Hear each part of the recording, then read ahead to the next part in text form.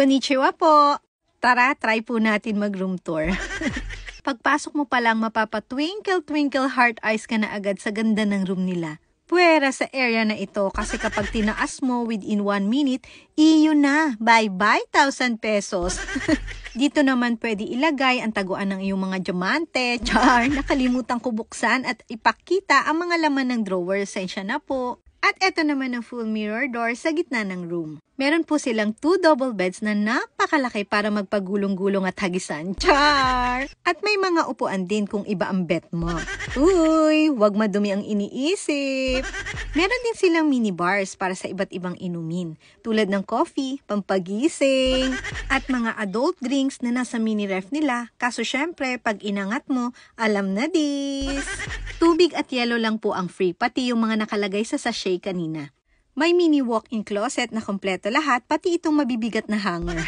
Pag open mo as in, wow! Wow na wow sa chandelier. Makabili nga ng isa nito. Char! At ito ang the best sa room na ito dahil fountain view siya at pwedeng-pwede makita ang lahat. Makita ang kung anumang kababalaghan. Alam nyo na yun. May magandang sink at malaking salamin na kitang-kita agad ang muta at blackheads mo. Shower bath na may upuan kapag nangalay ka nakakakuskus. At ito ang Japanese style talaga. Toilet na nabukas ng kanya. Walang bidet na pwede makasira ng tile sa lakas ng tubig. Lahat automatic kapag naghuhugas ka na. Basta tama lang ang iyong iklik-klik.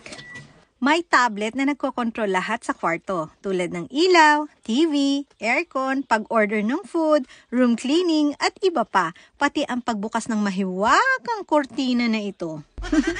May hot and cold bubble bath na jacuzzi na talaga namang mare-relax ka sa pagligo.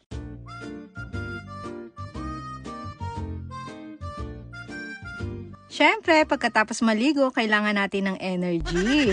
Titikman natin ang mga food nila na niluto ng kanilang mga best chef ng hotel.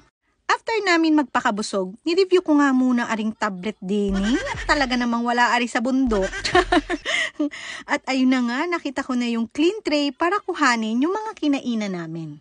Ang bongga, kala ko kung sinong kumatok, may pa-compliments pa sila. Ang cute ng basket.